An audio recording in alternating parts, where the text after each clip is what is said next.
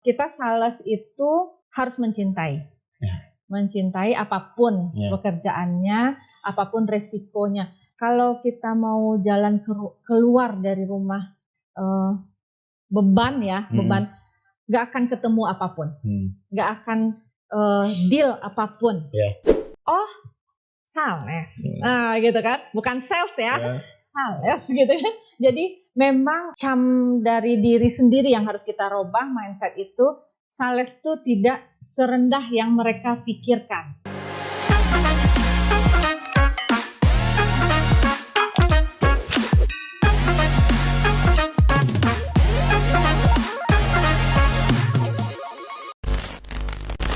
Assalamualaikum warahmatullahi wabarakatuh. Kembali lagi dengan saya Rizky dalam acara podcast ITB Khas, ITB Haji Agus Salim Bukit Tinggi. Hari ini kita akan berbicara sesuatu yang terkait dengan lapangan, dunia lapangan. Jadi kalau kita mengenal mahasiswa Indonesia mungkin bukan hanya di ITB Khas saja, tapi seluruh Indonesia, dimanapun entah mau lulusan swasta maupun lulusan negeri, itu mereka agak fobia dengan kata sales, marketing. Orang lapangan tuh mereka fobia sekali. Ketika mereka sudah menyandang gelar sarjana, maka ketika mereka mencari lowongan pekerjaan, sales. Wah, sales sarjana kok sales? Wah, sales takut, mengerikan. Apakah semengerikan itu? Apakah ibaratnya? Sebombastis itukah sales di mata mahasiswa atau mungkin di mata khalayak umum? Maka hari ini kita akan berbicara dunia lapangan, sales. Kita buktikan bahwa dunia sales itu tidak mengerikan. Oke, hari ini kita akan kedatangan, bukan akan, tapi sudah datang.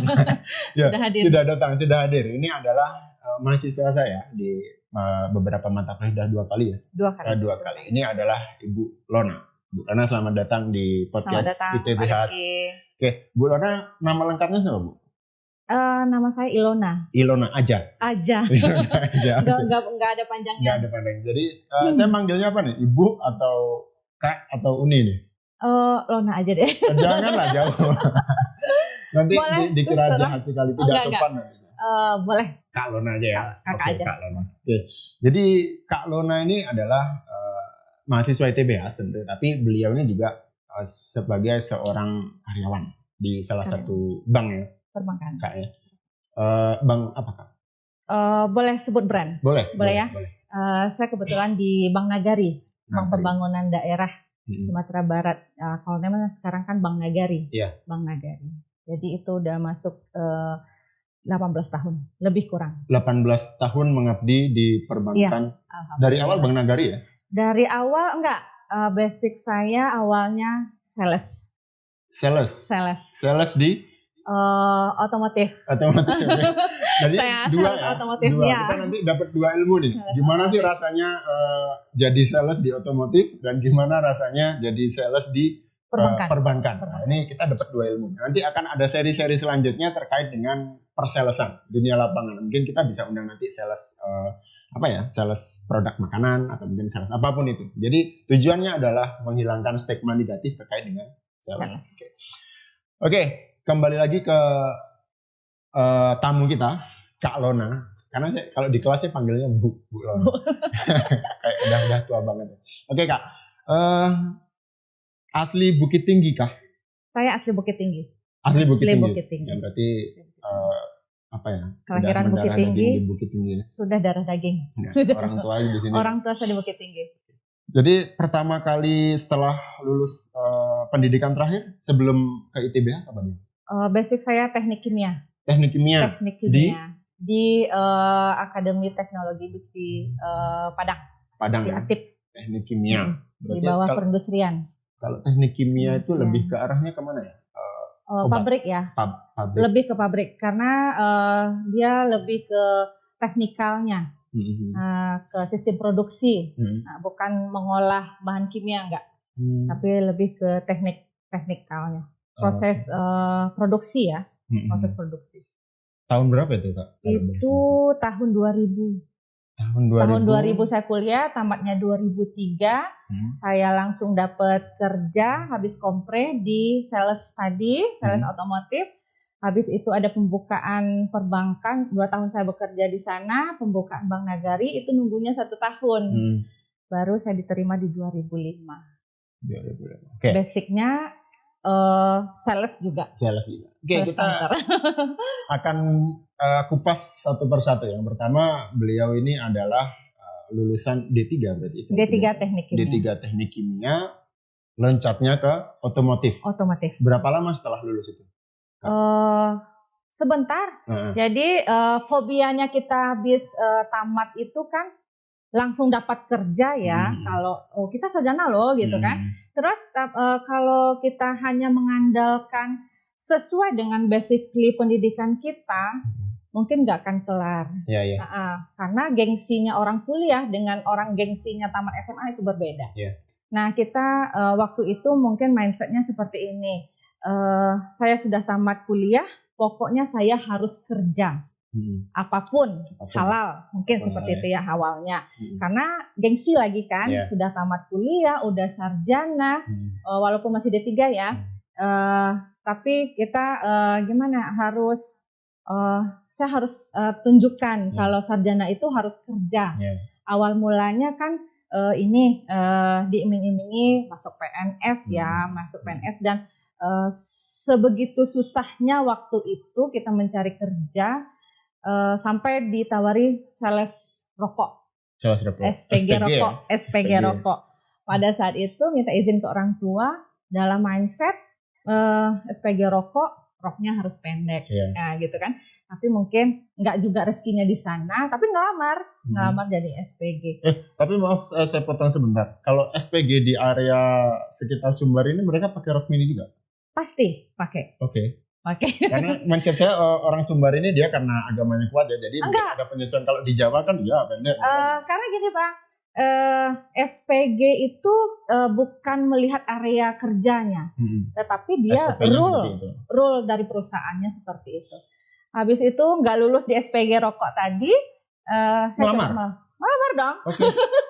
Karena dalam pikirannya gini, kuliah harus kerja kan seperti itu. Habis itu keluar dari pola yang kita harus kerjanya harus di back office, harus di kantoran. Saya ngelamar juga PNS, nggak lulus. Nggak lulus juga. Terus udahlah apapun itu saya akan coba. Itu awalnya sales rokok enggak. Habis itu waktu itu Telkomsel, bukan Telkomsel, Tri. Indosat. Saya sempat kerja di sana. Tri atau Indosat? Indosat waktu itu pertama kali ya. Apa ya kartunya? Mentari ya. Nah itu tuh juga awalnya untuk sales counter. Nggak berapa lama saya diterima di otomotif tadi. Mitsubishi ya. Mitsubishi. Kebetulan yang kosong waktu itu untuk bagian spare part. Janjinya untuk adminnya ya. Nah ini kan oke lah, nggak apa-apa gitu kan. Padahal deg-degan nih, sales tuh harus jualan dalam tanda petik jual diri. Jual diri dalam artian kita harus door to door, kita harus ketemu orang yang saya nggak mau barang Anda, seperti itu. Jadi udah ketakutan duluan. Penolakan itu pasti ada. Penolakan itu pasti yang pertama.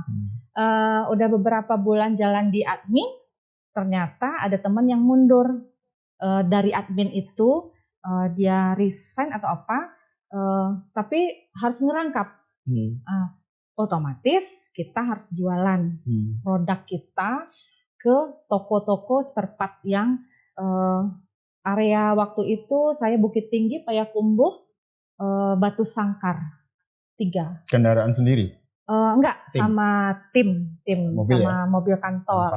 Iya, Payakumbuh, Bukit Tinggi, Padang Panjang, Batu Sangkar. Setelah kita menikmati pekerjaan, nggak kepikiran akan keluar lagi dari kerjaan ini, mungkin karena dalam di sisi perempuan ya, mungkin waktu itu saya sudah nyaman di sini. Seperti itu. Sebagai sales itu ya? Sebagai sales itu. Setelah menjalani, di awal-awal memang malu dong. Bapak mau butuhnya apa? Tapi karena kita bekerja dengan perusahaan Cina ya. Jadi yang punya kan orang punya. Cina. Jadi yang punya orang Cina mau tidak mau kita butuh uang, kita butuh pemasukan dalam artian kita udah nggak beban orang tua lagi nih, gitu. Sedikit bisa meringankan beban mereka. Dinikmati sampai 2 tahun. Sampai 2 tahun. Setelah itu dalam waktu berjalan ada pembukaan tetap, ngelamar ke perbankan juga ada, ngantar sendiri permohonannya via pos, dan pokoknya dalam waktu habis keluar tanda lulus kita udah legalisir tuh puluhan butuh modal kan untuk mencetak. Bikin surat lamaran itu juga modal juga kan satu Nah lamaran. Sekarang waktu itu lamaran tulis tangan loh Bang. Ya benar. Dan pakai materai. Butuh modal besar. Era-era itu ya. Nah gara-gara itu nggak mungkin kan nyebar semua permohonan. Tapi gimana ya, karena dalam keinginan waktu itu masuknya 2 permohonan, pramugari Batavia Berbuka sama Bank Nagari. Dalam waktu berjalan masih di Mitsubishi itu. Pramugari lulus, Bank Nagari masih nunggu. Nah, tinggal tanda tangan orang tua, persetujuan terbang. Nggak izin. Nggak izin. Karena takut. Karena mungkin ketakutan orang tua. Karena faktor mungkin terjadi kecelakaan. Nah, mungkin yang apanya ya, yang ekstrimnya. Ya, ekstrimnya. Hilang lagi kesempatan. Lanjutkan tetap Mitsubishi-nya. Seterus waktu berjalan beberapa bulan, Bank Nagari manggil. Oke, kita potong dulu ya. Jadi kita kembali ke awal Mitsubishi ya. Jadi sebelum Mitsubishi dulu sempat di Indosat ya. Indosat sebagai apa tadi? Sales counter. Terus yang selanjutnya di Mitsubishi jadi admin dulu. Admin awalnya dan akhirnya menjadi sales juga. Sempat awal ngelamar itu ada ketakutan, kok sales sih gitu. Pernah nggak kayak gitu? Atau ajar aja lah gitu? Awalnya jujur aja gengsi. Sales dalam artian betul kata Mas Rizky tadi, sales dalam artian door to door. Harus kita harus di bawah. Ngemis istilahnya seperti itu, kita harus meminta. Itu yang di mana tuh? Yang di Mitsubishi atau di Indosat? Kalau di Indosat mungkin nggak terlalu karena kita kan counter ya gitu, itu nggak beberapa bulan. Nah, terus yang di Mitsubishi yang kita rasain, kita diberi target penjualan spare part dan dengan iming-iming kalau jual mobil juga dapat insentif. Nah kita lihat sales yang lain, sales counter yang lain yang jual mobil, keren ya, bisa bawa mobil. Dikasih fasilitas mobil. Apa istilahnya ada refundnya? Ada. Jadi kalau kita SPK kita dapat insentif seperti itu gitu. Jadi termotivasi karena tuntutan lingkungan. Nggak mungkin kan kita gini-gini aja hanya mengandalkan gaji bulanan. Yang waktu itu berapa ya? 450.000. Admin waktu itu. Ya. Dan sales pun kalau gajinya juga gaji bulanannya mungkin seputaran itu. Nah yang besar itu kan insentifnya. Kalau mereka SPK ada deal achieve dia gitu. Setelah saya lewati, karena menghilangkan rasa kerjaan itu apapun akan saya ambil untuk merubah taraf kehidupan, mungkin seperti itu awalnya gitu. Fine aja. Nggak ada. Pengalamannya pertama kali terjun sebagai sales spare part dan toko pertama yang dikunjungi itu gimana? Karena waktu itu kita kan didampingi senior ya, terus dikenalin ini sales baru, Tachi gitu kan misalnya ya, sama orang toko-toko Cina. Oh ya, kamu pintarnya apa? Langsung ditodong. Kamu udah tahu nggak barang ini itemnya apa aja? Nomornya berapa aja? Langsung sidang kompre. Iya betul. Allah gitu kan. Kadang kita gini, kadang dibilang sama orang, dia baru gitu kan sama sales. Ya harus pintar lah, kalau kamu nggak ada pasti dia yang gantikan kamu gitu kan. Terus ya sudahlah, saya coba gitu kan. Ci maunya apa? Nah, kasih catatan, stabilo, poin-poin, ada untuk yang mau dipesan apa, berapa item. Betul. Waktu itu ordernya masih manual, Bang. Kalau sekarang kan udah langsung sistem, by aplikasi. Ya gimana ya? Kadang kita sales itu harus mencintai. Mencintai apapun pekerjaannya, apapun resikonya. Kalau kita mau jalan keluar dari rumah beban, nggak akan ketemu apapun, nggak akan deal apapun, gitu. Nggak akan closing. Nah betul. Jadi dalam mungkin saya cuma bekerjanya hanya di Sumbar, masih Padang Bukit Tinggi ya. Tentu kultur kultur masyarakatnya masih sama. Pandangan sebelah mata ke sales itu memang agak sedikit gimana ya, kurang respect ya, kurang respect. Bahasanya kalau kalian pengen melihat bentuk nyata dari diskriminasi, lihatlah sales. Nah betul. Jadi kayak gini,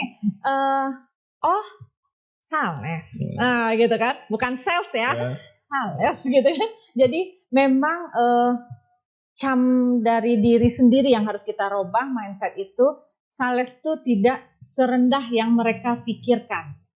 Sulit nggak? Setelah dijalani tidak. Ternyata enggak. Ternyata enggak. Tidak sebegitu menakutkan. Karena kita timbulkan rasa mencintai pekerjaan. Mencintai pekerjaan apapun itu kita senangi dulu. Kita cari titik poin yang ini bisa menimbulkan semangat. Nah, dalam waktu berjalan saya ke sini di Bank Nagari, saya juga mencintai pekerjaan. Karena dengan umur segini mau kerja apa lagi? Nggak mungkin keluar dari perusahaan, terus kita sudah terikat sama perusahaan, dan yang pastinya harus mengabdi. Seperti itu. Jadi setelah mencintai, awal-awal juga sales counter beda dengan sales door to door ya, di lapangan. Sales counter hanya menerima, buka handbook, terangkan A sampai Z, besok hari ulang lagi A sampai Z. Tapi dengan ritme pekerjaan yang sudah step by step. Jam 8 buka counter sampai jam 12.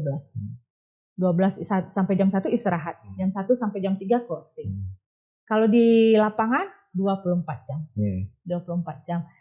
Bentrok awalnya mungkin mengedukasi, Bang. Kalau sales counter kita mengedukasi nasabah yang datang, tapi yang kadang-kadang yang pinter, benar-benar pinter, yang sok pinter, yang benar-benar nol, gitu ya. Nah, kalau di lapangan itu kita mengedukasi nasabah karena sifatnya kita di bawah. Kita berjualan, mau nggak beli produk saya, mau nggak memakai produk saya, seperti itu. Tapi kalau sales counter, orang yang datang ke kita, mereka butuh, mereka datang ke bank pasti mereka butuh. Kalau kita sales di luar, kita yang butuh. Seperti itu. Jadi yang perlu kita garis bawahi adalah bahwa stigma sales itu pada dasarnya nggak semengerikan itu. Gitu. Jadi ibaratnya ketika kalian menganggap bahwa sales itu adalah pekerjaan yang hina, memalukan. Ya, betul, hina dan memalukan. Hina dan memalukan, terus diremehkan orang, ya itu akan terus berada pada ketakutan. Betul. Ketakutan itu ternyata akan hilang ketika ternyata kita nyemplung. Dan benar-benar kita sudah terjun dan kita optimal di situ, akhirnya menikmati. Justru saya punya pengakuan dari teman tuh, justru kalau sales mobil atau sales motor, dia sudah terlalu nyaman dengan jualan mobil, dia naik posisi jadi manajer itu dia nggak mau. Nggak mau. Karena manajer itu gajinya lebih dikit dari, bukan gaji ya, tapi pendapatan dia lebih dikit daripada sales. Sales itu kalau misal dia jualannya bagus, sebulan itu bisa puluhan juta. Dalam hitungan minggu bisa. Bisa. Lebih mengalahkan gaji manajernya. gitu. PNS lewat semuanya. Ya, jadi yang perlu dipahami adalah sales itu ada macam-macam ya. Seperti yang tadi dibahas oleh Kak Lona tadi, ada sales counter, ada sales field sales, ada sales lapangan kan, sales representatif, ada sales eksekutif, ada sales take order, macam-macam sekali. Jadi jangan di breakdown. Jadi ketika kita membreakdown sales itu semuanya sama, bahwa harus totok-totok rumah orang kan.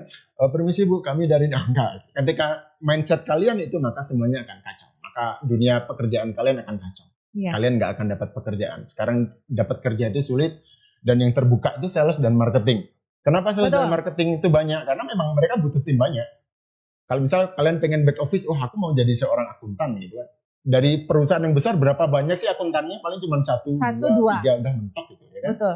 Ketika kalian memperebutkan 1-2 posisi, kalian maka akan susah sekali dapat kerja. Ketika kalian mau memulai dari lapangan, justru orang lapangan inilah yang nanti akan menjadi raja di perusahaan. Betul. Satu lagi Bang, di era digitalisasi, back office akan tersingkirkan lambat laun sama robot ya. Nah, seperti di perbankan, mungkin sekarang buka rekening nggak perlu sama CS. Pakai aplikasi, datang ke mesin, cetak buku sendiri, bikin rekening sendiri, input data sendiri, jadi rekeningnya. Nggak perlu orang kan? Yeah. Nah, tapi kalau orang jualan, nggak bisa robot. Secanggih-canggihnya AI marketing di era 5.0 tetap butuh orang lapangan yang edukasi produk itu seperti apa, pemakaiannya seperti apa, pemanfaatannya seperti apa, gitu. Kalau yang maksudnya itu mungkin beberapa tahun ke depan yang buka lowongan itu marketing semua, marketing semua. Kalau nggak percaya silahkan dibuktikan sekarang googling ya kan, cari lowongan pekerjaan 2023 pasti marketing sales. Jadi ini kesempatan sebenarnya, lowongan banyak sales itu kesempatan. Karena apa? Peluangnya adalah semua orang takut jadi sales. Ketika peluangnya lowongan banyak dan lowongannya lagi yang mendukung adalah semua orang takut menjadi sales, maka inilah kesempatan kalian untuk menjadi sales kan gitu. Ya. Buang stigma, jalani, nikmati, akan sangat sayang sekali untuk menjadi sales. Karena apa? Dia komisinya gede banget. Fee-nya besar. Jadi kita kembali ke persalesan tadi. Selama menjadi spare part itu ada kisah-kisah penolakan atau apa namanya? Pasti. Perilaku-perilaku yang nggak mengenakan nggak dari toko atau dari apa gitu? Perlakuan yang tidak mengenakan itu pasti ada Bang. Kita datang, kita udah ngomong, mereka ngomong dengan yang lain gitu kan. Dicuekin ya Allah, kok kayak gini kali ya gitu kan. Tapi namanya kita jualan, sampai ke kantor laporan kita harus menjual, otomatis itu ditelan. Kita tungguin dulu. Tunggu ya 1 jam, 2 jam, sampai 3 jam. Satu klien. Jadi gimana ya, kita harus tetap dalam rule-nya. Sales itu seperti apa. Terus yang lebih mungkin yang menakutkan itu sedikit memang agak direndahkan kalau sales perempuan ya Bang. Kalau sales perempuan itu dalam anggapan tanda kutip kita bisa apa gitu kan? Bisa itu. Ya gitu. Tapi kembali ke kitanya, maunya kita seperti apa? Apakah kita akan mengambil hal yang seperti itu dengan saya mau beli barang kamu, tapinya ini yang berat. Gitu kan? Tapi gitu kan? Kita mau ambil itu apa enggak? Kembali ke diri kita. Nah mungkin di luaran sana stigma negatif seorang sales mungkin ada yang seperti itu. Dan itu terjadi di saya. Dan saya pun berpikiran seperti itu. Orang tua pun berpikiran seperti itu. Kamu ke sana Nak dengan orang itu apa enggak diapa-apain? Nah, bisa ditanya seperti itu, sedetail itu orang tua. Tapi kalau kita membentengi diri, kita enggak akan ambil jalan yang mepet-mepet yang seperti itu demi achieve tadi, kita akan selamat. Dengerin. Jadi ibaratnya bahwa apapun pekerjaannya, sales, entah accounting, entah bagian di human resource staff, akan ada masalahnya, itu pasti akan ada. Pasti. Jadi cuman masalahnya orang ini selama ini takut diremehkan. Itu aja masalahnya. Karena sekarang itu maunya gengsinya lebih tinggi, Bang. Gengsi yang didahulukan. Gengsimu membunuhmu ya? Nah, betul. Gengsimu membunuhmu. Seperti itu. Ya, jadi tadi kan nggak enaknya nih. Ya, selama menjadi orang lapangan, akhirnya kenapa kok menikmati? Apa yang akhirnya membuat Kak Lona ini menikmati dunia lapangan?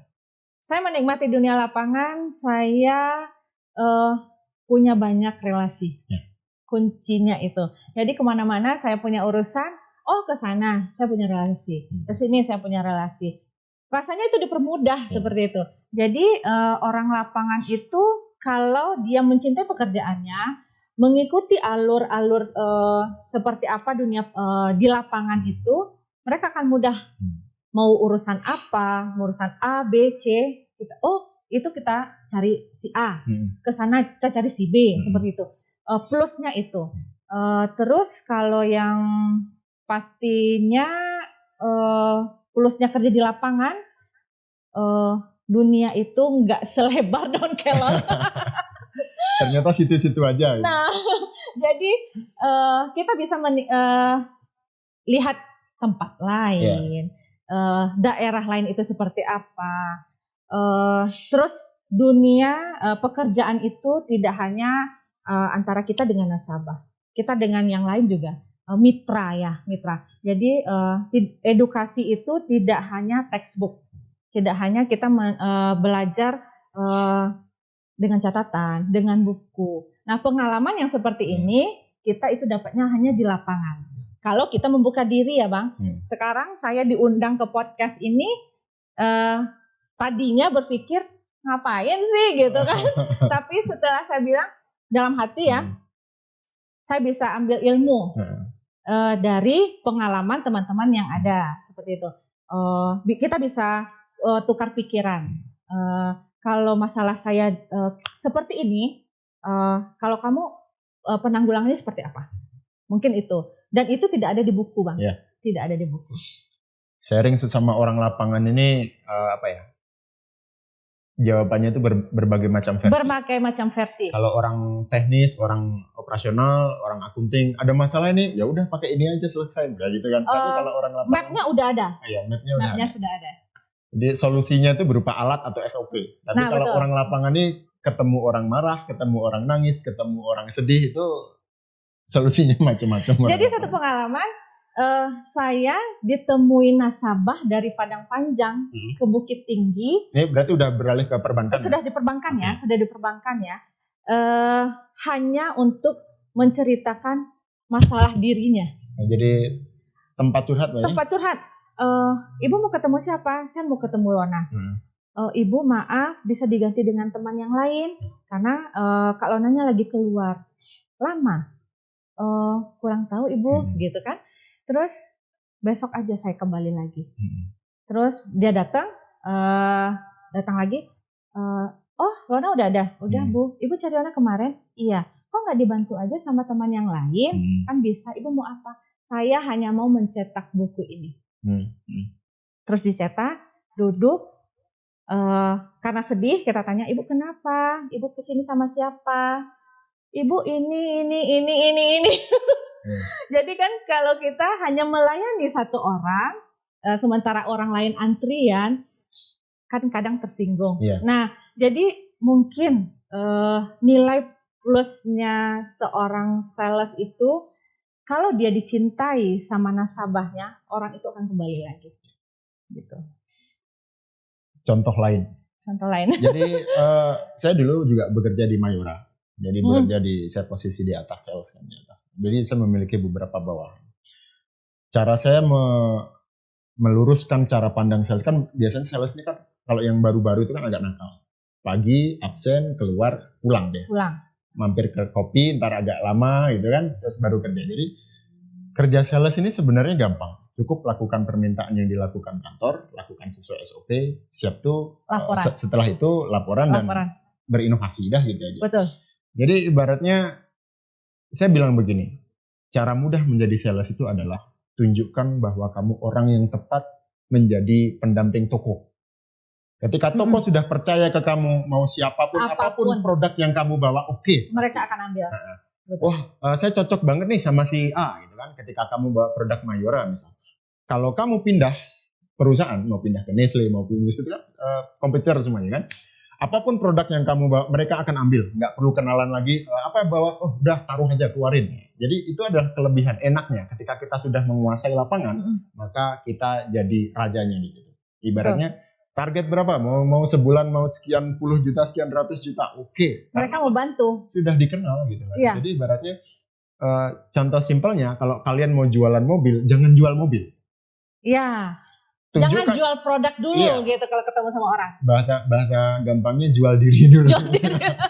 Ya, jadi tunjukkan ke orang-orang kalau Bapak mau cari mobil, ingat saya. Saya namanya si A, si Rizky atau Lorna gitu kan. Kalau Bapak mau cari mobil, saya. Jadi orang pun akan mengingat ketika Bapak kalian langsung jualan mobil gimana? Kami ada Toyota, kami ada Mitsubishi, kami ada Honda. Tolak pasti. Intinya kedekatan interpersonal itu perlu orang lapangan. Iya, betul. Kita sentuh hatinya dulu. Jangan jual barang kita gitu. Jadi kalau sales itu bukan beli ya Bu, ini pena, ini untuknya ini, kegunaannya ini, jangkanya ini, uangnya segini gitu kan. Tapi kalau sales itu enggak seperti itu. Bukan kita jual pena. Betul kata Mas Rizky, kita jual diri kita dulu. Jual diri kita dulu. Jadi jual dirinya dalam terminologi yang positif ya, dalam betul. Arti yang positif. Bukan yang negatif ya gitu. Jadi ketika kita bertamu ke konsumen, maka kita jadi teman ngobrol tuh. Tanya cerita, tanya keluhannya apa. Lebih ke konsultan ya Bang. Ya, konsultannya seperti itu. Kalau ini dulu saya pernah jadi kalau dalam istilah broker itu financial consultant. Jadi saya dulu pernah kerja di sebuah perusahaan yang disebut dengan Victory International Future. Di situ dia broker sejenis forex. Nah, saya jadi tim lapangan di situ. Saya pernah jadi sales parabola. Kalau merek Indovision masih enak, merek besar dia kan. Iya. Mau merek yang besarnya merek baru waktu itu, Sentrin. Bayangin jualan parabola, merek baru, door to door. Itu saya pernah. Jadi saya pernah jadi sales in call-nya Telkom, Speedy waktu itu belum Indihome ya. Saya pernah jadi in call-nya di telepon harus ngimpol. Selamat pagi, kami dari Indah Sintola. Nah itu pernah. Dapat. Jadi baru, halo selamat siang, saya Rizky perwakilan dari ini bilang boleh minta waktunya sebentar langsung. Kayak gitu. Jadi ya serunya di situ. Jadi kita tidak bisa langsung straight jual. Nih kamu beli, nggak bisa. Betul. Tapi dengan cara pendekatan ajak berteman. Ketika udah temenan, ibaratnya kita punya teman baik, nih gue ada ini nih, beli dong. Gitu kan. Kalau gitu kan enak kan kalau ada teman sendiri gitu. Nah, goalsnya menjadi seorang sales, menjadi seorang orang lapangan adalah kuasai lapangannya, bukan jualan banyak produknya. Itu jualan produk itu nomor 2. Iya. Kuasai dulu lapangannya, kuasai value di mana kalian akan bisa optimal di situ, kenali orangnya, baru selesaikan masalahnya dengan produk kita. Oke, kita langsung loncat ke ini ya, perbankannya. Perbankan lagi ya. Perbankan tahun 2005 sebagai awalnya customer service. Sales juga itu. Sales counter ya. Customer service itu sales ya. Jadi kalian jangan terlalu hebat membayangkan, wah aku mau jadi customer service. Maaf, customer service itu sales juga ya. Sales. Oke. Jadi langsung kita konfirmasi ke orang banknya nih. Jadi customer service itu sales ya. Fix sales. Nggak salah ya? Enggak, betul. Bahasa gampang, bahasa salesnya adalah sales counter itu. Sales counter. Jadi selama berapa lama jadi customer service? 2005 sampai 2019. 2005 sampai 2019. Berapa tahun tuh Bang? 14 tahun? Lebih kurang. 14 tahun jadi. Tapi ini kita kan di Gilir nih tempatnya. Ada di admin. Tapi tetap kembali ke CS. Ada di admin, ada di pelaporan di umum seperti itu. Tapi tetap akhir-akhirnya kalau CS nggak masuk ya kita maju lagi seperti itu. Tapi basicnya memang CS. Sales counter ya. Sales counter. Jadi ketika kalian berbesar hati, wah aku bukan sales, aku di customer service kok. Bodoh amat, sama. Persis sama. Karena ketika kalian menjadi customer service, selain tadi ya kita rumusnya adalah ketika kita mendekatkan diri pada pelanggan, maka kita dengarkan keluhannya. Dengar keluhan. Rumusnya customer service adalah, maaf Bu, ada yang bisa dibantu. Betul. Kita meminta customer untuk menceritakan. Begitu juga sales lapangan. Apapun produknya, gimana sih Bu rasanya selama ini pakai produk ini? Kalau dari produk A gimana rasanya? Iya. Nah, itu jadi ketika kita cari selanya. Kalau memang ternyata nggak ada celah, ya udah kita berteman aja sama dia. Itu bahasanya kan gitu. Mungkin suatu saat akan terjadi closing. Begitu juga di sales counter ya, Kak. Sales counter atau customer service, lalu kalian pasti ditanya, maaf ada yang bisa dibantu saya ini, gitu kan? Iya, tetap. Bertujuan untuk menggali dulu, biar curhat dulu. Orang pasti belok maunya apa? Belok ke customer service itu pasti tujuannya pasti curhat. Saya yang ATM yang hilang lah, yang bukunya rusak, bukunya hilang, pinnya lupa. ATM-nya rusak, ya itu karena apa? Ada keluhan. Jadi rumusnya adalah apapun posisi sales di entah sales representatif, take order, tanya dulu keluhannya, giring dulu agar dia nyaman. Bikin nyaman dulu, habis itu tinggalkan. Oke, berarti menjadi seorang customer service atau sales counter itu selama 14 tahun dan sekarang sebagai marketing juga. Terlalu menjiwai kalau sebagai marketing. Gak keluar dari dunia itu. Oke. Marketing kalau boleh tahu di apa itu? Funding atau lending? Kebetulan kami di kantor kelas B, kita di funding iya, di lending iya. Oke, berarti Kak Lona dua bidang itu ya? Funding lending ya? Funding dan lending. Oke, Bank Nagari Syariah. Kalau boleh tahu, banyak nggak orang minjem atau naruh dana di Bank Nagari Syariah? Pengalaman? Sekarang orang lebih maunya ya, kalau seputaran Bukit Tinggi ya, tentu wilayah kerja saya Bukit Tinggi, maunya sekarang syariah gitu. Jadi apapun, pokoknya saya mau syariah Bu, saya nggak mau yang ini, pokoknya syariah gitu. Nah kita tangkapnya di situ, mau kebutuhan nasabahnya, mau dana, mau pembiayaan, kita giring lebih, kita gali lagi. Maunya kebutuhannya tuh seperti apa. Kalau dibilang banyak nasabah, sekarang sudah.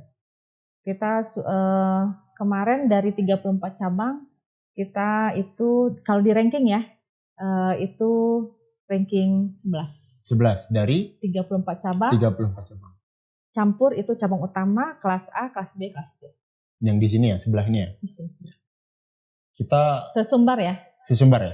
Sumbar, Pekanbaru, Jakarta, Bandung. Oke. Kita tanya dulu yang kelihatannya mengerikan dulu. Kalau boleh tahu nih, di kisaran berapa sih targetnya per bulan? Atau per tahun? Per tahun, berapa ya? Sekarang berapa miliar? Lebih di atas 10 lah ya. 10 miliar per tahun, per bulan. Karena kita ini, karena kebetulan saya marketingnya sendiri di kantor, yang lain kan teman-teman pada analis seperti itu. Yang top marketing murni itu saya sendiri. Jadi dibagilah separuh target cabang ke marketing. Di angka kurang lebih berapa itu? Di range berapa? 10 lebih itu ya? Lebih 10. Kita kasih yang ngeri dulu ya. Seorang marketing, sales marketing, orang lapangan mencapai target, orang funding melakukan pinjaman dan menyimpannya sebanyak lebih dari 10 miliar. Kalian bayangin aja dulu. 10 miliar mencari mencari orang menyimpan atau meminjam 10 miliar. Ya kan? Bayangin aja dulu deh. Saya mau membuat kalian nggak usah jadi marketing bank dulu. Ya. Mengerikan itu ternyata. Lalu kita breakdown ya. Sulit nggak? Setelah dijalani kita nggak ngelihat angka, Bang. Setelah dijalani kita, karena kita tidak melihat angka, pokoknya kita achieve gitu. Yang tahun kemarin dari Januari sampai Agustus untuk kasa saja itu 8M. Oke. Saya sendiri. Nice. Jadi ternyata target di atas 10M itu tidak semengerikan itu ya? Kalau kita bayangin nggak? Kalau kita bayangin ngeri. Iya. Tapi kalau kita jalani, ternyata alhamdulillah. Ya. Alhamdulillah. Akhirnya itu di luar nasabah Prio ya, Bang? Iya. Bukan di luar nasabah Prime. Kalau di total dengan nasabah Prime lebih sih gitu. Ini nasabah yang loyal, yang benar-benar cari lona seperti itu. Udah jadi apa ya, partner kepercayaan berarti ya. Betul. Kalau nggak lona nggak mau gitu ya. Betul. Jadi ada satu kejadian lucu. Dari 2005 saya keterima di Bukit Tinggi. 2006 apa 2007 saya pindah ke Padang. Saya ngelola nasabah prime. Itu sudah kakek-kakek, udah tua, tapi uangnya banyak. Sekarang dia kalau nggak salah punya rumah sakit ya di Padang. Saya pindah ke Bukit Tinggi tanpa pamit dengan dia gitu, dalam artian nggak apa-apa lah. Maksudnya itu dia juga nggak ingat saya gitu kan. Tapi setelah itu teman telepon, dibawa ya ke Bukit Tinggi ya bapaknya. Hah, ngapain? Saldonya ditarik semua, kata gitu kan, karena kamu nggak di sini lagi. Terus teman datang ke saya, kenapa bapak nggak tempat kita? Saya maunya sama Lona udah pindah pak, gitu kan. Kemana? Ke Bukit Tinggi. Udah saya tarik uangnya semuanya, sampai sebegitunya bang gitu. Jadi yang nggak enaknya, kadang kita jadi bumerang ke diri kita sendiri, karena mungkin itu tadi kita melayani, sentuh hatinya dulu. Jadi apapun yang kita mau dia akan kasih, mungkin seperti itu. Sampai kalau ada satu nasabah saya, bapak-bapak juga, tapi dia bisa stay uangnya sampai berapa gitu kan, ya hitungannya. Kalau nggak sama saya nggak mau, sampai berangkas dia sendiri, diliatin ke kita. Apa kata Lona lah? Nah betul. Jadi itu tadi mencintai. Nah, itulah kehebatan tim lapangan ini. Pada dasarnya perusahaan itu bukanlah apa-apa tanpa orang lapangan. Karena apa? Yang megang lapangan itu ya sales itu. Gitu. Jadi ketika yang seperti dicontohkan Kak Lona tadi, ketika seorang klien, seorang customer, seorang nasabah sudah terlalu trust dengan seorang sales, maka sales lah bosnya dia, bukan perusahaan. Kalau misal Bu Lona pindah nih dari Nagari Syariah pindah ke BSI, mungkin nasabahnya pun akan lari juga ke BSI. Mungkin saja. Satu lagi gini Bang, kalau kita megang orang, megang semuanya, pegang mau itu keluarganya, anaknya gitu kan. Jadi apapun dia pasti mau. Pasti mau. Karena sales itu tidak hanya menceritakan produk saja, tidak hanya membawa produk saja. Kadang-kadang kita harus juga iseng memberikan ucapan selamat ulang tahun. Betul, memberikan, hal detail sedikit. Anaknya ulang tahun kita kasih bapak selamat ulang tahun untuk si kecil ya. Betul. Ya, kehidupan. Kalau misal di produk, misal dulu saya di Mayora, misal di grosir nih, sales itu bertanggung jawab bantuin dia rapiin toko.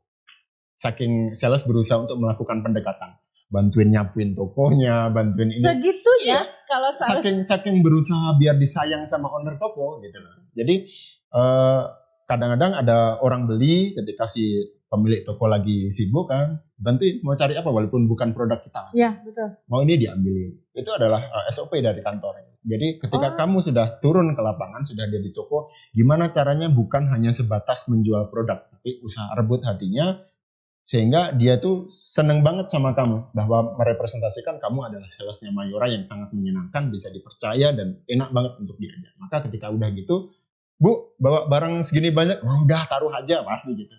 Jadi itu adalah strategi ya, sama seperti Kak Lona bilang tadi bahwa menjadi seorang lapangan itu tidak melulu menjual produk. Ada kalanya kita jadi teman curhatnya, kita menjadi partnernya, kadang-kadang suruh nganterin kemana nggak jelas. Gitu. Iya betul.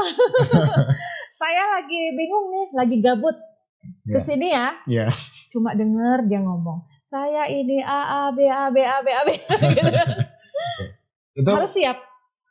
Bukti suksesnya seorang sales itu adalah dicintai pelanggan. Tapi kalau misal sales belum dicintai pelanggan, maka jangan anggap kalian adalah sales yang hebat. Jadi berarti sekarang posisinya tetap di marketing. Sekarang kuliah semester? Kebetulan karena konversi, kalau diikuti semesternya, saya semester 4 mau semester 5. 4 mau 5? 4 udah habis, ini semester besok semester 5. Semester 5. Berarti lulusnya ini pasti ada udang di balik batunya ya? Ada tawaran tertentu. Semoga. Ya, karena ada juga nih di kelas sore di kelas itu di ITBH juga Irfan tahu. Iya, sales. Ya, sales juga. Kebetulan dia bekerja di perusahaan yang kurang lebih jadi kompetitor saya di Mayora. Kompetitor Mayora. Jadi dia Danon ya apa? Iya, Danon, tapi sekarang bukan Danon lagi. Jadi diakuisisi oleh apa gitu namanya.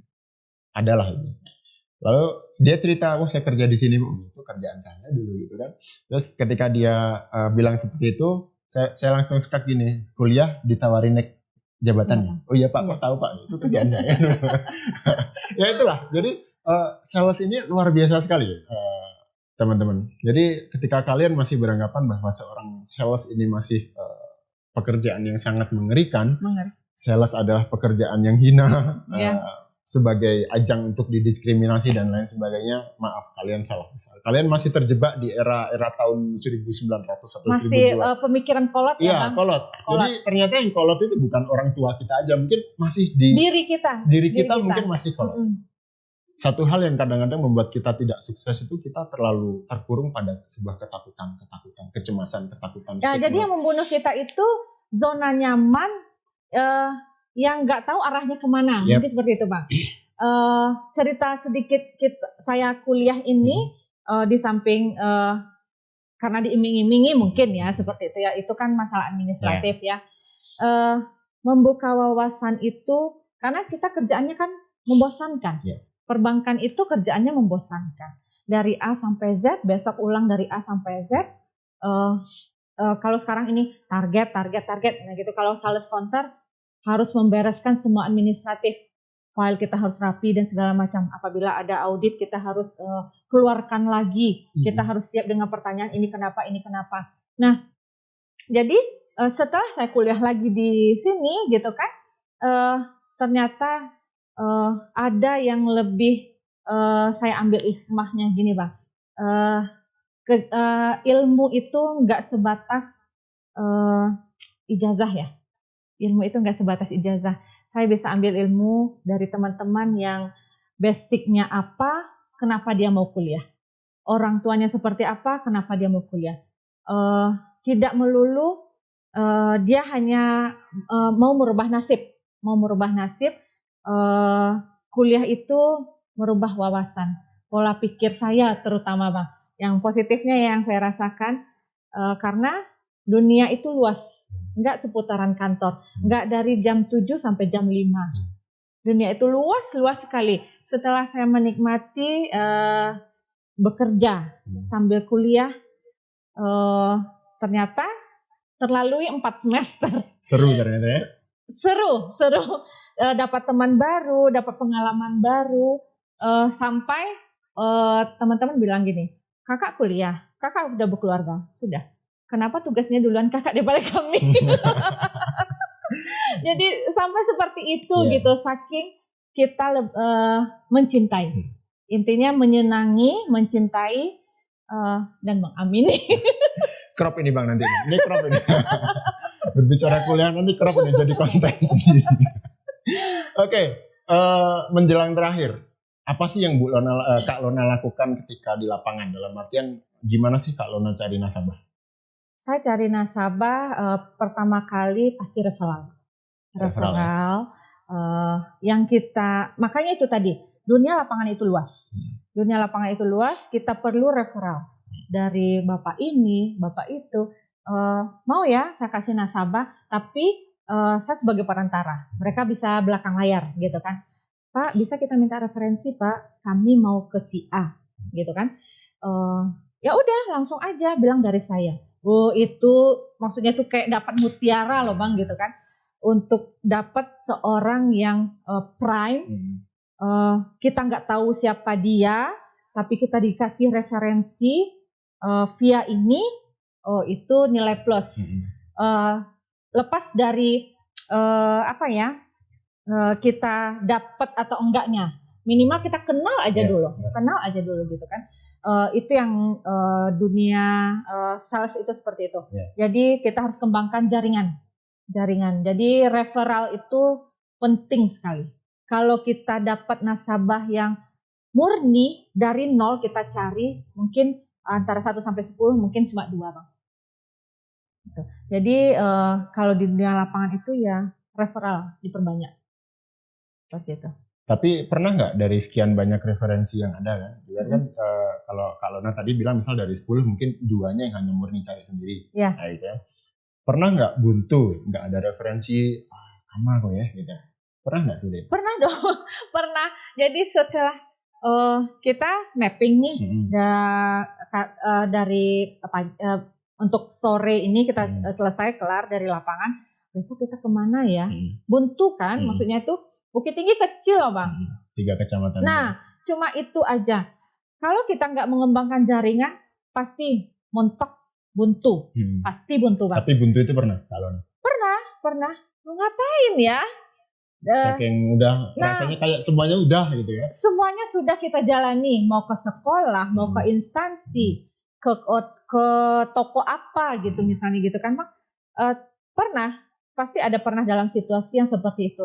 Tapi kita nggak mungkin kalau kita itu turuti, besok kita pasti nggak mau kerja lagi Bang. Udahlah, besok nggak mau ke sana lagi, kemarin udah, masa ke dia lagi gitu kan. Tapi itu tetap dilakukan. Penolakan di lapangan pasti ada. 1 kali, 2 kali, 3 kali. Tetapi kalau kita punya referral, kita bisa setidaknya yang kita tuju tadi sedikit menghargai yang kasih referensi. Ini karena Bapak sih itu ya, gitu. Tapi kalau yang buntu yang Abang bilang tadi, adalah nggak mungkin kan kita ketemu dengan orang yang itu aja, terus nggak pernah dari 1 hari sampai dari pagi kita keluar sampai sore kita hanya mau kemana ya gitu kan. Pernah juga? Pernah dong. Pasti paling duduk di kafe pun Mbak, maksudnya tuh akhirnya bikin laporan palsu ya. ketemu ini buruknya itu. Ya, buruknya bikin laporan palsu. Tadi kunjungan ke sini, padahal enggak. Oke. Nah, nanti dilihat podcast ini sama kita. Oke, dan pertanyaan terakhirnya adalah enak nggak jadi sales? Karena saya mencintai pekerjaan saya harus membuat enak dan nyaman dalam pekerjaan ini, gitu kan? Karena apapun yang kita lakukan, kalau kita tidak mencintainya, tidak menyukainya, nggak akan berhasil. Apapun posisinya, ya? Betul Bang. Apapun posisinya, kita harus tetap mencintai karena mungkin gini, dunia sales, dunia saya. Karena saya suka ngomong ya, suka bergaul dan cocok dengan jiwa saya mungkin Bang. Saya nikmati. Simpulannya Kak Lona mencintai pekerjaan posisi sebagai sales ya? Ya betul. So far. Ya, kita nggak tahu lah, mungkin suatu saat ada perubahan. Ada perubahan. Tetapi apapun, dimanapun, kalau dalam basic pekerjaan saya dunia perbankan, semuanya adalah marketing. Semuanya marketing. Dalam grade mungkin, dalam status. Marketing itu dispesialkan, ini marketing, ini back office seperti itu. Tapi jiwanya harus marketing. Jiwanya. Kalau enggak bisa kerja di perbankan. Ya. Yang membedakan adalah cara kerjanya. Cara menggait konsumen atau cara menggait nasabahnya. Kalau misalnya posisi namanya aja udah beda, sales atau tim lapangan, customer service, pada dasarnya mereka tetap disuruh untuk menawarkan produk. Ada produk asuransi mau nggak Bu? Ada produk tabungan ini nabung ya Bu? Tetap itu.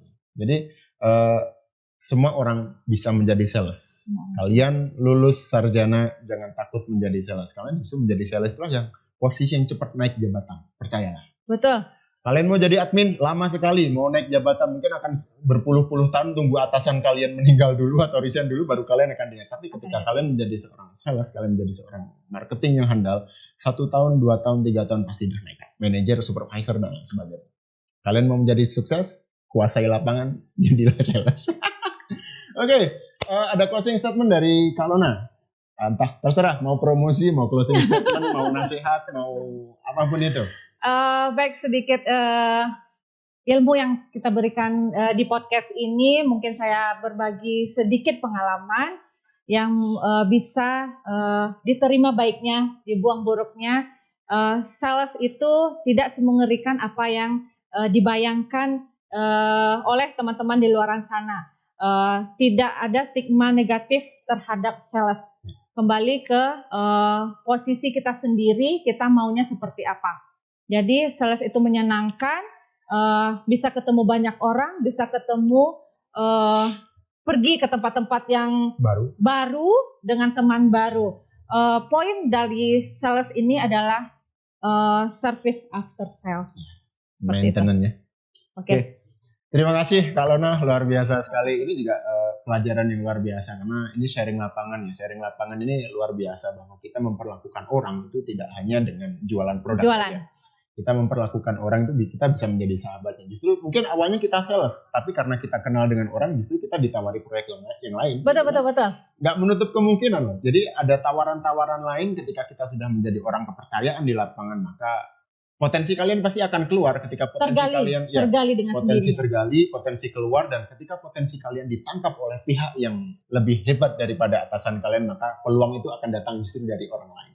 Bukan kalian sendiri yang menciptakan peluang kalian hanya berusaha, maka peluang itu datang dari orang lain. Tentu saja tetap atas pertolongan Allah Subhanahu wa taala. Terima kasih Kak Lona. Terima kasih Bang. Luar biasa sekali hari ini. Nanti jangan lupa besok akan tetap ada seri-seri tentang sales yang lain. Ditunggu saja. Jangan lupa di subscribe. Kalau mungkin ada pertanyaan silahkan diketik-ketik di komen. Apa topik yang perlu kita bahas silahkan ketik juga di komen. Saya Rizky undur diri apabila ada salah-salah kata. Saya selalu minta maaf di akhir perkuliahan. Mungkin kakinya saya kurang sopan.